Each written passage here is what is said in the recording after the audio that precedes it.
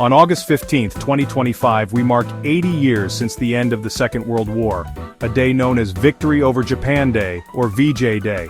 This day is not about celebration, but remembrance, the final, hard-won peace after years of sacrifice in the Far East. The men of the 14th Army, the so-called Forgotten Army, endured not just a determined enemy but disease, heat, and monsoon rains long after Europe's war had ended.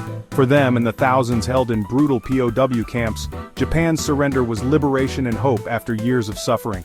Today, we honor their courage, resilience, and the friendships that sustained them through unimaginable hardship.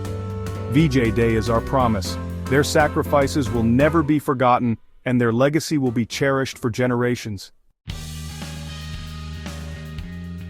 The National Memorial Arboretum in Staffordshire stands as a living landscape of memory, where every tree and memorial honors service and sacrifice.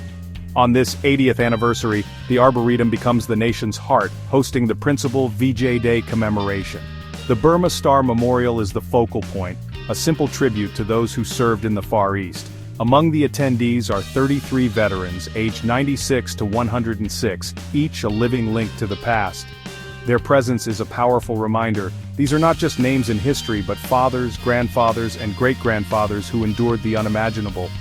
For these veterans, returning here is a pilgrimage, a chance to reconnect, remember, and honor those who never returned. The memorial stands as a testament to the bonds of friendship and the enduring spirit of those who fought so far from home. The presence of King Charles III and Queen Camilla underscored the gravity of the occasion as they led the nation in paying tribute to the veterans. The king's deep connection to the military brought warmth and sincerity to the proceedings as he moved among the veterans, offering heartfelt thanks. Prime Minister Sir Keir Starmer stood alongside the royals, representing a unified national gratitude. King Charles delivered a moving address, pledging that the bravery and hardships of the Far East campaign would never be forgotten. His words resonated deeply, forging a moment of connection between the monarchy and the heroes who secured the nation's future. After the service, a private reception allowed the king and queen to listen to the veterans' stories, an intimate gesture of recognition. For the veterans, this personal acknowledgement affirmed that their service was truly seen and honored at the highest level. As the ceremonies concluded, the red arrows soared overhead in a breathtaking flypast, painting the sky with red, white, and blue. This was more than an air show. It was a powerful salute from today's RAF to the generation that fought 80 years ago.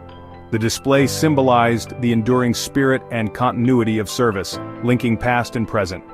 For the veterans, the roar of the jets stirred memories of their own era, a vivid reminder of the vital role of air power in the Far East. The flypast united all present in awe and gratitude, a spectacular tribute to courage and resilience.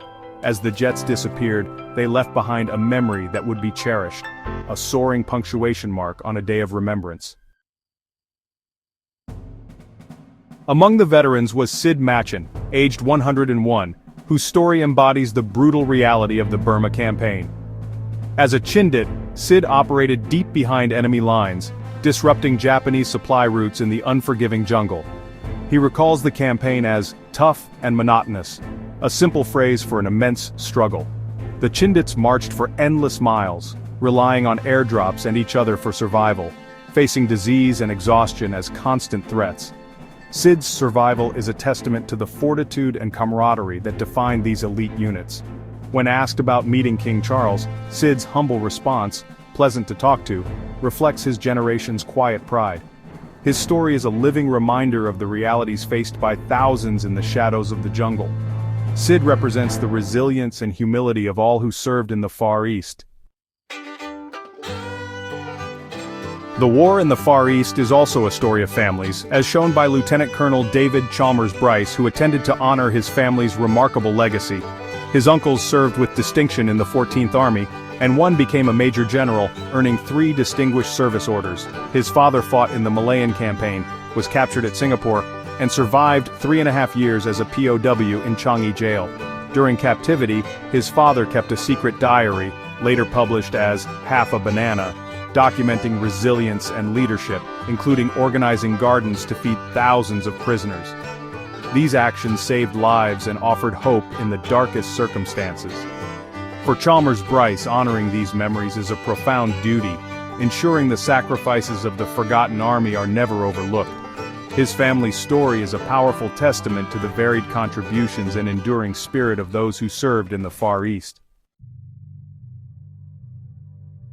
The Far East campaign was a battle against both a determined enemy and a relentless environment. Soldiers faced suffocating heat, monsoon mud, and rampant disease. Malaria, dysentery, and jungle sores were constant threats. Medical supplies were scarce and evacuation was difficult. For many, illness was as deadly as combat. For prisoners of war, the ordeal intensified starvation, forced labor, and brutal treatment in camps like Changi and on the death railway. Survival depended on sheer will and the support of comrades. The psychological toll was immense, constant tension, isolation, and the loss of friends left deep scars. These unseen wounds were carried for a lifetime.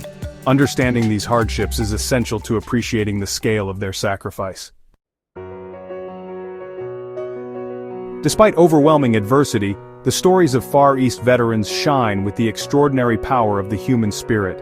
Their resilience was born of a quiet refusal to be broken, taking one more step, holding on to hope, and relying on the bonds of friendship.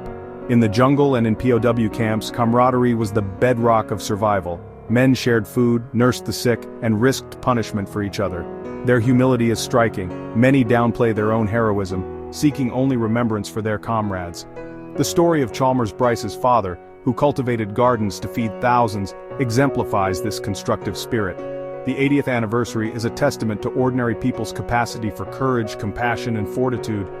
Their legacy is not just military victory but a lesson in human potential and hope. Their spirit remains an enduring inspiration for us all. For years, those who fought in the Far East were the forgotten army, their sacrifices overshadowed by events in Europe. The 80th anniversary of VJ Day is a national promise to bring these heroes into the light and give them the recognition they deserve. Each story, like Sid Machin's or the Chalmers-Brice families, is a precious thread in our history. By sharing and teaching these stories, we ensure their lessons and sacrifices endure. Remembering the Forgotten Army completes the story of the Second World War, honoring the global nature of the conflict and the vital role of Commonwealth forces. As we look back, let us commit to never forgetting their courage, resilience, and hope for peace. By honoring them, we reaffirm the values they fought for: freedom, dignity, and enduring hope for a better world.